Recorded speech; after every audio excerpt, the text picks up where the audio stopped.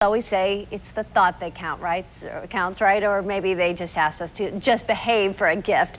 But we all want to give Mom something we know she'll really enjoy. And sometimes it's hard to come up with just the right gift idea for that special women in our lives. Maybe moms, sisters, grandmothers, aunts, even moms-to-be. Well, how much money do you think Americans spend on Mother's Day? And who do we really buy for? Dr. Audrey Gusky, Duquesne University marketing professor, is here to show us how we are expected to spend our money this year. Good morning. Good morning, Audrey. Christine. Happy Mother's Day. Happy Mother's Day to Thank you. Well, you said this is second biggest spending holiday after Christmas. Yeah, it's hard to believe. You've got about $15.8 billion being spent. Wow. Tremendous amount of money. People really want to make their moms happy, I guess. It's probably all the guilt that we're all feeling, but absolutely. And, you know, the average person is spending $138 this year versus $139 last year. Okay. So it's a little bit less. This is the first year since they've been polling this to determine that it's actually lower. So that's a bit surprising because we all are feeling the crunch. I was going to say it's probably based on the economy. Absolutely, but moms still deserve and expect those beautiful gifts. So where did Mother's Day all start? How did this come about, this holiday? Well, believe it or not, this is the 100th anniversary. A woman named Anna Jarvis from West Virginia wanted to honor her mother, who was the mother of 13 children. And so she thought, what a better way to respect women and mothers and give them a day of honor because they work so very hard and devote their lives to their children and their families.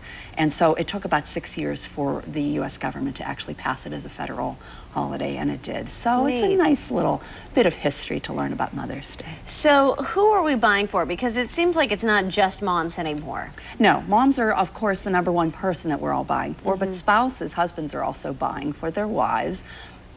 People are buying for their daughters or their grandmothers, me being the new grandma. Hopefully my little Jake baby grandson will buy me something. Hint, hint, hint. 10.5 months old. And sisters and friends and godmothers as well. So we're spending, once again, it's a marketer's bonanza, and we've encouraged not just to buy for your mom, but for other people who represent motherhood to you. Well, yeah, I know. I just sent one to my sister as her being a mom. So from my, you know, I guess her godkids, so. Yeah, which is sweet. We're all interrelated. Yeah, but you know, when you look at what are we buying or what should we be buying, flowers are always a big gift that people are looking for, and greeting cards, once again, the #1 gift that people are giving. Everybody's buying a card. It is the 3rd biggest greeting cards holiday next to Christmas, Valentine's Day. Okay. Flowers is 2nd biggest holiday behind Valentine's Day. Tremendous amount of people buying flowers. And you know, the type of flowers you buy is going to suggest something. Roses are more for the classic mom.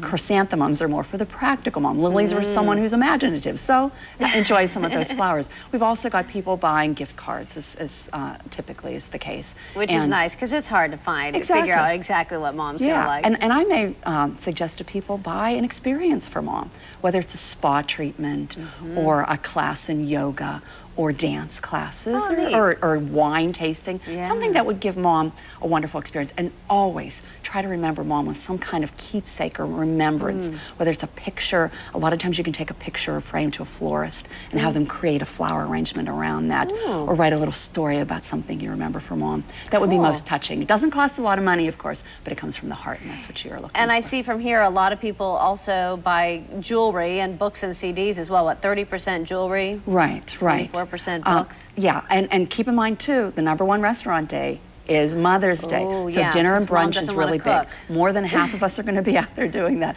And mom doesn't want to cook, but nobody wants to cook for mom either. So they're sending her out for the brunch, and we'll see the restaurants packed. My advice, of course, is make your reservations early and check around, because everything's so competitive out there. You can go to a restaurant that maybe has bottomless mimosas or a free dinner for mom or different coupons or discounts. Because the economy is so tight, it's good for consumers to take advantage of that. So the advice is plan ahead if you want to go out somewhere. Yes, I would definitely do that, because it's going to be very, very busy. Or eat at off times. Don't eat at the typical brunch times or the dinner 5 to 6. Maybe a little bit earlier, a little bit later, just to spread it out. And sometimes people think of electronics or tools for dads, but moms are getting these as gifts too. Yeah, but once again, advice is think of your mom. If she loves to be in the kitchen, get her some gadgets for the kitchen. Or if she's into digital cameras or pictures, buy that for her. So you really have to think who this person is, who your mom is, what her hobbies are, what her interests are, and something perhaps that she would not buy for herself to enjoy that. Great thoughts coming from a mom herself, Audrey. Absolutely. Thank you Thanks so much. And let me wish a happy Mother's Day to my mom and to my daughter-in-law, who's a first-time mom this year. That's happy Mother's Day, everyone. And again, we always love having Dr. Audrey Guskey here, marketing professor at Duquesne University.